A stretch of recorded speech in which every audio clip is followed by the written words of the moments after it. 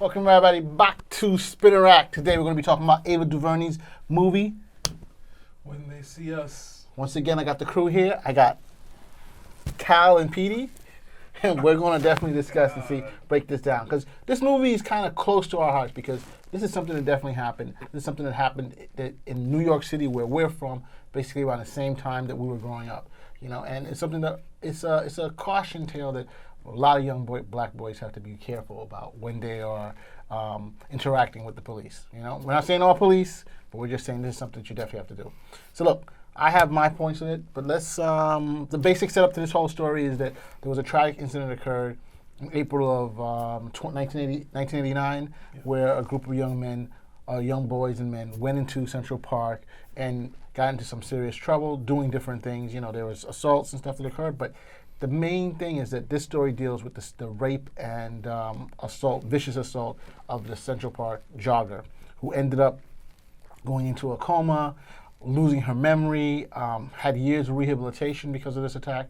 You know, but the problem is that the people that they chose was these 5 boys, and they made up a story basically to fit a narrative. They wanted a victim for this. They wanted not a victim. They wanted suspects because of the vicious crime that occurred to this young white lady who was raped. And so the guys who fit the mold of the story that they had were these 5 young black boys. And even though there was mounting evidence, there were doubts about the case, they rammed it through, and these poor kids ended up going to jail and spending a significant amount of time in jail. And their lives were shattered, their families were shattered and changed over time. So this movie helps to go back over some of the things that happened.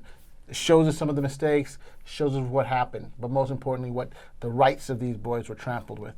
And I'm here with Petey and Cal, and we're going to have a discussion concerning it. Cal, you've seen this movie. I don't want to call it a movie because I don't want anyone coming out of what we're saying thinking it's fictional. But it's not 100%. There are some licenses with this particular show, so you're right. It's a docudrama. Docudrama is probably the best way to say it. Okay. Just to that, I hate to think of, especially with this, I'm just going to be trying to choose my words as carefully as possible because I just know how I don't want our comment section filled up. It's not a movie. It's we understand. As long as everybody also understands, look, there is a bit of dramatization to it. There's probably scenes in there that were very heavy and didn't necessarily play out like that. And things are done for effect in this, in this type of stuff, in this type of in any docudrama for that. I do have to say that after I watched this, I went and watched the Ken and Sarah Burns documentary, which I think is very good for giving you an understanding of what the climate was like socially, politically in New York City leading up to that time. Because people ask, well, how could something like this happen? And you look at the backstory in terms of what New York City was like in the 70s in terms of crime, and then you look at the back in the 70s, crime was high as hell in the 80s. I'm saying starting it foments, I believe, in the 70s, where you have the graffiti, and literally people were saying like being mugged was something commonplace, like you expected it. Yes. Okay, you expected it, and you found like safe places. You found a safe way to work and a safe way home from work, and safe places to avoid that. Where today, it's just not the same deal. Right. But all of that leading up into what police tactics may have, would have been like, at that particular time, and then of course racial, don't have the word for it, but just like racial interactions that the killing of Eleanor Bumpurs, the Yusuf Hawkins being killed, and other things that happened where these things are just percolating, under the surface at the end of the day. The Ken Burns thing I thought was very good for giving you a very good framework of what was happening. It still doesn't humanize the men in the docudrama and what happened to them. You go into the docudrama, and I think what it did a very good job of was making them human in terms of these were boys. And I don't think that anyone, and it's very easy to do that. I don't think anyone really looked at them as boys or even as human after a certain point. And I was talking to Petey about this. You look at some of the images that were chosen to show them in the press, even some of the stuff that you have on video, and you have to look at, okay, on one hand, they're choosing these images that make them look like, look like utter like people devoid of any sort of moral character. Like how can snarling, sullen, and then I was just looking at some of the film of them like walking into the courthouse. And you're looking like, okay, you're walking with the swagger and, you've got this much going on. And, but no, this is a 14, 15-year-old boy still trying to play it cool, not knowing that, hey, you've got a really rough road and, ahead of you, and that all percolates into the, that's all mixed in when it's time to give a verdict, when it's time for people's reaction to what was going on. I have to say I thought it was very, very well done. The acting was superb, for me, because it really got me over. It really spoke to me on so many different levels. The biggest one is remembering, and I haven't forgotten that. I don't think I ever will. What it's like to be a boy. What it's like to, okay, I just want to go hang out. We want to go have some fun. I don't mean necessarily want to do something bad, but I wouldn't mind looking at it, from a distance, just to, be close to whatever nonsense is going on at that point. And then I remember all of the people who also looked at me as a boy. You did something stupid, but they remembered that you were still a kid and what it was like for them. And they got deprived of all of that with this situation. Because it also looked like they were this close to going home. And then once it came out that, what happened to the Central Park jogger, that she looked like, they probably thought she was going to die. And then it was like, no, that totally changed the entire dynamic. She came to testify. And then she couldn't even identify them, but she couldn't say it wasn't them either. She couldn't recognize them. She couldn't testify. Yeah. Petey, what's your... Well, it's a 4-part series, and one of the things is you have the story which is gaining momentum, they served their terms. I think it's Raymond Santana went back into jail. Yeah. And ultimately, I guess Corey is the one who ultimately gets them out. And then slowly, such a long time after, was it 2003, or was it 2004 when they get out? And then it was 2013 where I think the documentary comes out, and then there's a shift in the mayor of New York, and they finally allow them to get a settlement from New York, because New York held, the exonerees wanted to go to court in that entire time. Yeah. They did not want to not go to court. New York City did not want to go to court. Well, that's That's Bloomberg's administration. Yeah. Let's squarely put that on him. So that they were totally keeping that away, and de Blasio, who had said something positive on Twitter about the Central Park Five, and then they talked to them about it, and New York City finally settled. So when we come to this story, we get to see, she does a very accurate portrayal of New York at that time, and what it would be like for the kids going through this. This is interrogation. There was someone on, Power 105 talking about the techniques that are legal as far as interrogation. Someone saying to you, hey, I know what Mario just told on you. They can say this stuff if it's going to lead to you revealing your truth. These are all legal, totally legal practices as far as the police. And that also that aspect of if you confess, that's almost ironclad. And that's why it was so strong in the court. They pushed it so hard. Yeah, that's why they're able to push it, and they still believe it to this day. We're still going on that. If a cop or the police department say your child's in jail right now, ultimately you want to find out what they did. You don't think it's a conspiracy. Right. You don't think that they're lying, and that's the hardest part for these parents. Outside of Yusef's mother, a lot of them didn't know their rights, and a lot of them waived their rights. And even when the fathers were there, you have one father who was Antron's father, who was sort of pressured, and then you have Raymond Santana's father, who had to go to work. He's in a pressure situation, and he thinks, there's no rape thing here. He's just in there for some criminal mischief, and that's one of the things of the time. There was a lot, besides the crime of New York. For the young people in New York City, there was a lot of criminal mischief that was going on, which was stealing Walkmans, fighting, that sort of thing, which is what was going on in that part. But it was turned into hyper criminals, that these guys were coming big, and that's which they sort of showcase in the movie. Now, I just want to do a quick thing to say in the 4 parts. Well, but hold on. Before you go there, I still think that, when you have certain rights, you have Miranda rights. Yes. You have the right to not self-incriminate yourself. Yes. You have a right to a lawyer, and some of these things weren't followed through. And the same thing also goes with a guardian. One of the basic rules to protect students, because what's the basis of this criminal justice? That you're innocent until proven guilty, yes. right? And then when you take a bunch of kids and you go in there and you ram them And don't get me wrong. These are standard police tactics. And one thing is when you have adults when they're 18 and over, and you can do this. It's a different thing when you're 14 and 15 and 16. When you're doing these same types of tactics. When you don't permit people to eat. When you have different teams that come after you, get no rest.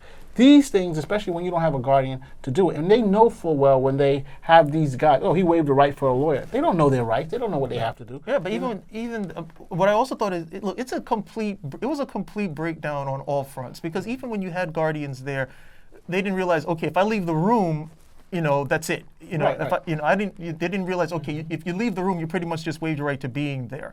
And then you have Antron McCrae's father is there. Okay, and I mean, it was really hard for me to watch because he gives up his son to me. He gives up his son at the end of the day. Raymond Santana's father, who without a doubt, he believes his son. He stands by his son the entire time. You see the relationship between the two of them, never, weak and afraid and such.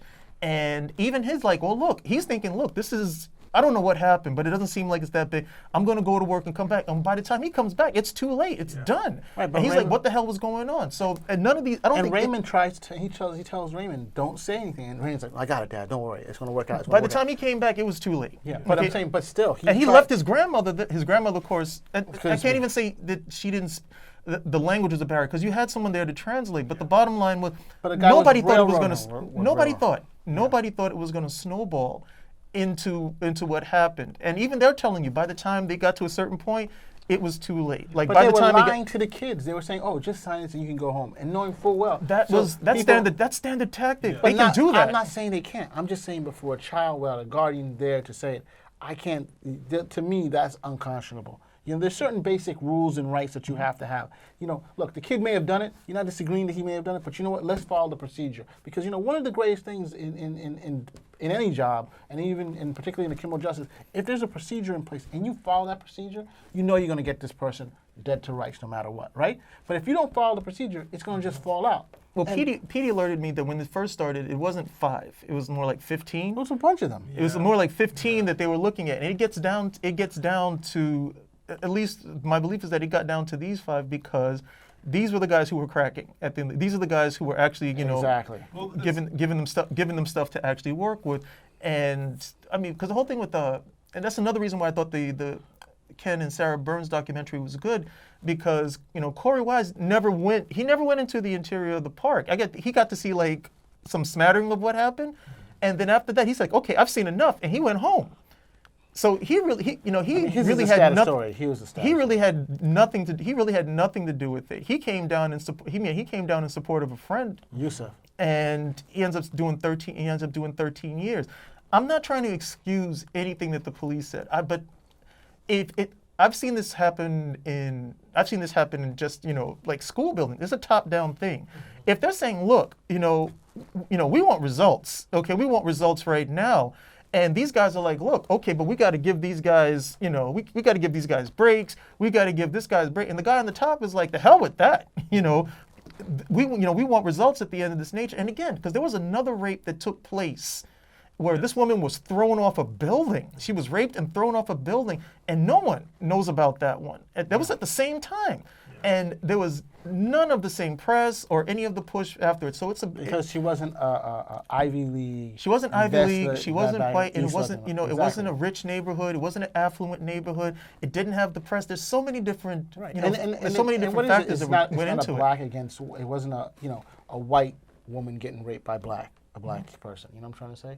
Look, my aunt at the very beginning, when this whole thing says is BS. And you even see through the movie that there are people who are supporting them saying it. And that's one thing the Burns thing showed you, that there was the climate was that there were people pushing back automatically from the beginning. You can't vilify these boys. You're not following the rights, but what happens is a segment of the population like, oh, you're against the police, you're always protesting, and that's not cool, But that's why I thought the documentary was good, because it brings in this climate. Yes. Okay, something happens, you guys, they're automatically guilty, they're automatically innocent. They're innocent. This has to be, this is racism, no, you're against justice. And that's where it was. So it was completely polarized. But that's why now those confessions, because they didn't have any physical evidence. There were no physical evidence. Those confessions were, Because you look at if you look at Well, them, it's also they were also contradictory as they show in the movie. Like that's the thing where you have Corey saying that they have in the video where with the actual video where he said, "What does it look like she was hit with? It looks like she was stabbed with a knife." And they said, "Okay, no, look at it again." Like he's contradicting himself, and he doesn't remember the story they're telling him to tell. Yeah. and Yeah. that should have sort of like totally gotten rid of the. They were writing the narrative for that boy. It's so strange because when you read like the report after, which ultimately said they should be exonerated, they have like 10 kids on there, and it's like the two of them that got took hitting someone in the park instead of the jogger thing, like because in the court cases, and these people are probably you can't have them in the you can't have them in the story because. They probably say I don't want my story in this at all. Yeah. Like they can't even use the rights to it. But it's hard to see how you have like 10 kids informing every other one in these stories. It's such a hodgepodge of like how these people are connecting each other, and then they just settle on these 5. Yeah, they were saying like Raymond was blaming Yes. Antron, and they're like, who's that guy? I don't know who he is. yeah. Yusuf, I don't know who those guys. They didn't know each other. And then you have Antron telling his father, it's like, Dad, no one, all my friends call me Tronny. You know what I'm trying to say? Yeah. So you're like, wait a second. So it's a whole, basic thing. They just didn't go through. They were trying to ram these kids through. and they were so- they were successful in doing such. The only thing I bring it back to the confessions again because that's all that they had. But and this is something that a lot of people may not understand. Okay, but it's a confession, and because I'm looking at if you look at those confessions in that time period, Right. okay, basically what it comes across is okay, these guys did it, and they're so like emotionally devoid of any sort of morality that they're talking about it this like, oh, I can't even remember. It was like, okay, yeah, was it a rock or a buck? Okay, Right, whatever. But we That's how looked- people But we looked at the confession. You're looking at the confession in the climate. I understand In the that climate, climate. but you're looking at confession. hindsight by, being 2020 no, we're looking at with the hindsight. information No, we but have. I'm saying we have the confession, but all the other stuff around the hours of tapes and stuff that they were making or they were not making. They had these kids for we so didn't many get hours. to, but you weren't going to get to see all No, of but it. I'm just trying to say that those confessions, the kid says, out of the 18 hours or 12 hours that they were there, they only made that confession once because they were worn down. They couldn't do it anymore. And that's an issue that you have. There was one juror out of all the other jurors, okay, who held this because they deliberated for about 10 days. There was one juror who was saying everything that you said, okay, looking at everything, saying no, no, and eventually he ended up voting guilty because it was the same thing. He was just worn down over time. Yeah. Nobody else was coming over to it, and I look at it. I mean, if you look at Corey Wise's confession, you can see it, on YouTube. You look at the whole thing, you're like, this makes absolutely no sense. But that's to me today in 2019. No, but you see, look, when it happened, my problem was that I was just like, well, that's crazy. I just don't. But my aunt was insistent. That's something else you have. If you have an aunt And if I remember- who's informing you more than what you were Yeah. getting in the paper, Yeah, so you're like, and then you're seeing the stuff, and people are going to protest, and I'm like, how are those kids going to get out of there? Are there no witnesses? And they're just ramming the justice. They picked a judge who they knew was going to send. could them you home. imagine that happening in today's day and age? That they accuse you of something, Well, look and at there's the- there's a confession, but when you look, there is no physical evidence. There is, they find, they literally find this guy's semen. It doesn't match anybody else over there, and they're just like, well, there must have been a 6th guy, and they're like, so what were the other guys over here doing? There's nothing on them at all. They went through all of their clothing, they went through wanted everything, and there's somebody. nothing. Look, I just last night I saw To Kill a Mockingbird, and in that case, the brother gets The film or the show? the play. Okay. And he gets railroaded. They know that he did not rape the victim, right? They find out that it's actually her father, and that the jury, they understand that, and yet they still 12 white men, they convict him, and he goes to jail. Of course they're going to appeal this because they're like, we're going to still beat it. It's just too obvious. There's no way you're going to do that, and he ends up dying in jail. This is what happens with some of these kids. They go to jail, and yeah, they're innocent, and they're appealing this stuff, but the stuff that they have to suffer through. And that's the case that we're dealing with, because you're talking about this case, what was To Kill a Mockingbird, in the 1940s, 1950s? 1950s. 1950s, so you have that. And yet, I'm saying no 1989, change in 1989. the time. Oh, there's change in somewhat, but I'm just saying the very fact that it could happen again No, in you 19 don't have to- you in don't 19. have to- you don't have to- Yeah, you don't have and- to implicate it. And You kill can say that and, it and To was Kill a different. Mockingbird, It's while the it's a great same. work of literature, is still fictional. And But stuff like that was still happening. That's when it is fictional, but stuff was.